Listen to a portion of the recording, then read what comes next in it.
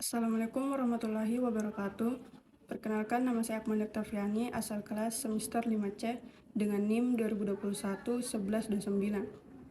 Guna memenuhi tugas mata kuliah Sistem Informasi Manajemen, maka saya membuat video ini yang akan menceritakan tentang Palestina.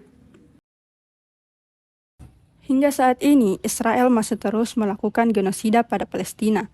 Tindakan keji yang dilakukan Israel ini bukan terjadi beberapa tahun belakangan ini saja, melainkan sudah sejak lama. Kita tentu bertanya-tanya, apa yang menyebabkan kedua negara ini berselisih? Awal mulanya, Palestina adalah wilayah kekuasaan Kerajaan Ottoman pada awal abad ke-15 hingga awal abad ke-20, dan kemudian lenyap pada Perang Dunia Pertama tahun 1917. Dan kemudian berganti kekuasaan oleh Inggris, dan di tahun yang sama itu, yakni 1917, Inggris membuat deklarasi Balfour yang berisi perjanjian dengan kelompok Zionis untuk membangun negara di atas tanah Palestina. Sejak saat itu, berbondong-bondonglah warga Yahudi Eropa berimigrasi ke Palestina. Apalagi kala itu terjadi Holocaust, yakni pembantaian Yahudi di tangan rezim Hitler. Kedatangan para Yahudi ini perlahan-lahan menggusur ratusan ribu warga Palestina dari rumah mereka.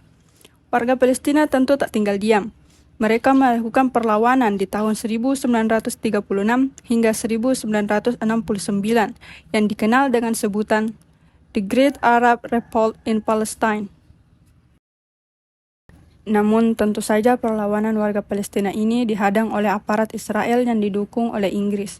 Israel pun menempuh plan Dalet yang mencakup penghancuran kampung-kampung melalui pengeboman dan pembakaran.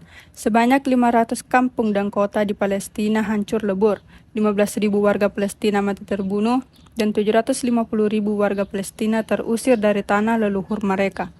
Tragedi ini disebut sebagai Nakbah oleh warga Palestina, yang mana Nakbah sendiri memiliki arti malapetaka. Setiap tanggal 15 Mei diperingati sebagai hari peringatan Nakbah, yang biasanya diisi dengan protes besar-besaran. Pada tahun 1947, PBB berusaha menyelesaikan konflik antar Palestina dan Israel melalui rencana pembagian wilayah yang dikenal sebagai United Nations Partition Plan for Palestine. Melalui rencana ini, PBB hendak membagi wilayah menjadi 3 bagian, yakni 2 negara dan 1 wilayah khusus, yakni Palestina sebagai negara Arab, negara Yahudi, dan Yerusalem di bawah kontrol PBB. Rencana ini ditentang keras oleh masyarakat Palestina. Pasalnya, dengan rencana itu, 55% wilayah akan dialokasikan untuk Yahudi, termasuk kota-kota yang mayoritas penduduknya adalah warga Palestina. Dan pembagian wilayah ini juga tidak adil, karena garis pantai dan daerah pertanian subur lebih banyak diberikan ke masyarakat Yahudi. Konflik antara warga Palestina dan Yahudi pun pecah. Setidaknya ada 30 kejadian pembantaian terhadap warga Palestina, sekitar 530 desa dan kota hancur atau dikosongkan, dan sebanyak 750.000 orang tergusur paksa dan kebanyakan mengungsi ke negara tetangga seperti Lebanon, Mesir, Suriah, dan Yordania. Hingga pada 14 Mei 1948, negara Israel dideklarasikan. Penduduk Israel pun makin meluas sehingga hanya menyisakan 2 wilayah bagi Palestina, yakni Gaza dan tepi barat. Itu pun kedua wilayah ini tidak luput dari kontrol pemerintah Israel. Pada tahun 1993, Israel dan Palestina duduk di meja perundingan sebuah resolusi Two-State Solution dengan nama Perjanjian Oslo. Perjanjian ini ditandatangani oleh pemerintah Israel dan pemimpin organisasi pembebasan Palestina. Perjanjian ini dimaksudkan untuk mengakhiri konflik Israel dan Palestina. Namun, sekali lagi perjanjian ini tidak menghentikan ekspansi pemukiman Yahudi Israel ke kampung-kampung Palestina. Warga Palestina pun kembali memberi perlawanan yang dikenal sebagai Intifada II yang terjadi tahun 2000, dan ribuan warga Palestina pun menjadi korban. Pada tahun 2002, Israel kemudian membangun tembok tinggi di sekeliling jalur Gaza. Meski pengadilan internasional telah mengatakan bahwa pembangunan tembok ini ilegal, namun Israel berdalih bahwa tembok ini dibangun dengan alasan perdamaian. Dan dengan adanya tembok ini di jalur Gaza, maka hal itu menjadikan Gaza sebagai penjara terbuka Dan seperti yang kita ketahui, pada tanggal 7 Oktober 2023 lalu, Hamas melakukan serangan pada Israel.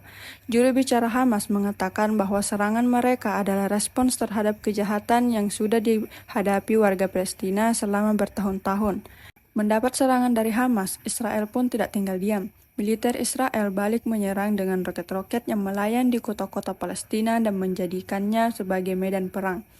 Ribuan nyawa melayang, masyarakat terlantar, anak-anak kehilangan orang tua mereka, orang tua kehilangan anak-anak mereka, rumah sakit dibombardir, sumber air bersih, listrik, dan internet diputus. Bahkan bantuan yang datang untuk warga Palestina pun dicegal oleh Israel. Melihat tindakan genosida ini, tokoh-tokoh dunia dan jutaan orang ikut lantang bersuara mengecam Israel. Mulai dari bersuara di sosial media, melakukan demo di jalan, hingga memboikot produk yang mendukung Israel.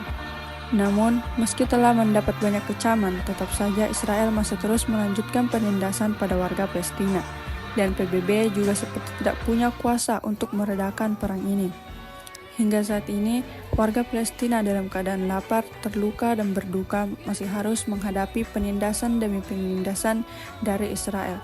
Terhitung sejak Oktober 2023, korban jiwa di Palestina telah mencapai angka 22.000. Semoga perang ini segera selesai sehingga warga Palestina dapat hidup dalam kedamaian. Sekian yang dapat saya sampaikan, kurang lebihnya mohon dimaafkan.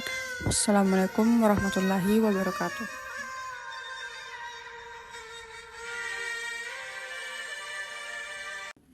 Sekian yang dapat saya sampaikan, kurang lebihnya mohon dimaafkan. Wassalamualaikum warahmatullahi wabarakatuh.